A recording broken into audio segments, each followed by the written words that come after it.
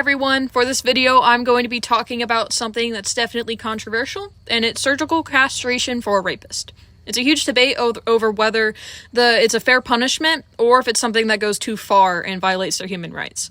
So for me personally, I think that surgical castration can be a good thing, especially when we're talking about repeat offenders. When someone's already been convicted of rape and goes out and does it again and again, that shows that prison time and regular punishment clearly didn't change their behavior. I think at that point, focus needs to shift from just punishing them to protecting future victims. That's where I see surgical castration as effective. It physically prevents them from being able to harm another person in that same way again. And honestly, rape isn't just a crime. It's something that destroys people's lives. Survivors carry that trauma forever, and it's not fair that we take such of a rehabilitation first approach when offenders and victims have to live with what happened to them.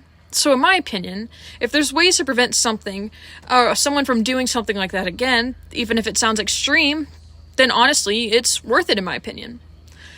I also don't think it violates anything if the offender agrees to it. Like, if someone has the choice between serving a longer sentence or voluntarily going under castration, then that's their decision. That's on them. Nobody's forcing it on them. And if it's an agreement at this point, that's on you. And if they truly want to take accountability and prove that they're not a threat anymore, this could be a part of that process as well. Plus, there's some evidence that castration, whether surgical or chemical, actually reduces sex drive, aggression, especially in those whose crimes are linked to impulse or hypersexual behavior. So in that sense, it's not about just punishment, it can be seen as a preventative tool as well. And from a bigger picture point of view, I think that it can really help deter others. Knowing that something this serious could happen as a consequence might make potential offenders think twice before committing sexual assault. That's what part of punishment is supposed to do. It's supposed to deter future crimes.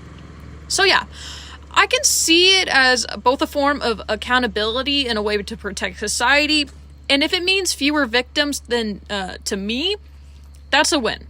But of course, not everyone feels that way, and I totally get it as well. People who are against surgical castration say it's a violation of human rights, and that is a form of cruel and unusual punishment. They argue that even though crime is terrible, the government shouldn't be allowed to permanently alter someone's body as a sentence or as a result. There's also an argument that rape isn't just about sexual power and control. So removing sexual function necessarily doesn't stop the desire to dominate or harm others. The mindset behind the crime might still exist even after the procedure. Another concern is whether offenders are truly choosing freely. Like, if someone told you can get out early if you agree to this, are you really agreeing, or are they just being pressured because they want to leave prison sooner? That's something worth to think about as well. And finally, some critics say that focusing on castration takes away from the bigger issue, which is fixing the root cause of sexual violence, such as lack of education, poor rehabilitation programs, toxic attitudes about power, and so on.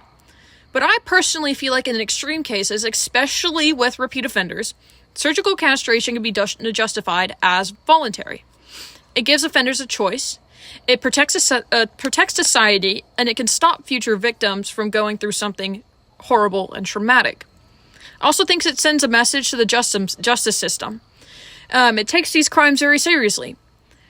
That we're not just locking people up for this and hoping that they change, but actually taking several steps to prevent it from happening again. So yeah, I stand by it. If the person chooses it, and if it's done ethically, I think that it's both effective and fair. At the end of the day, it's about protecting people and preventing lifelong trauma. And if this measure can help do that, then I think it might be the step in the right direction. Thank you for watching.